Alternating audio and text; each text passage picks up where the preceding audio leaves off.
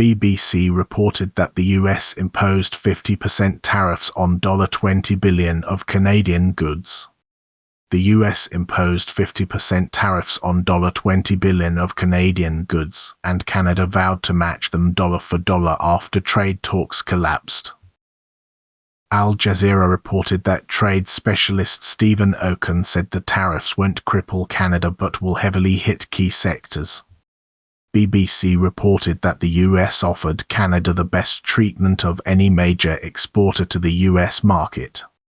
Guardian reported that Canada and the US traded $880 billion in goods and services last year.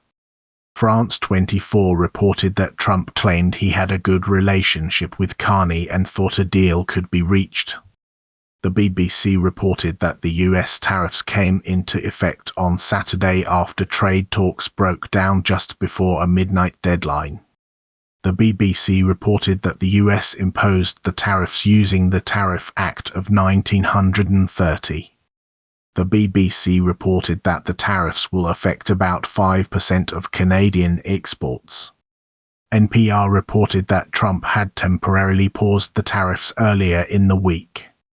The BBC reported that negotiators were discussing reducing tariffs on steel from 50% to 25% and on autos from 25% to 15%. NPR reported that US Trade Representative Jamison Greer said Canada declined to finalize the trade deal. The BBC reported that Prime Minister Mark Carney said last-minute changes in US terms were unfair. France 24 reported that the US implemented 50% tariffs on Canadian goods on Saturday. The Guardian reported that the collapse of talks could lead to job losses, but the largest impact is expected to be political. The Guardian reported that the tariffs could result in some job losses for vulnerable sectors.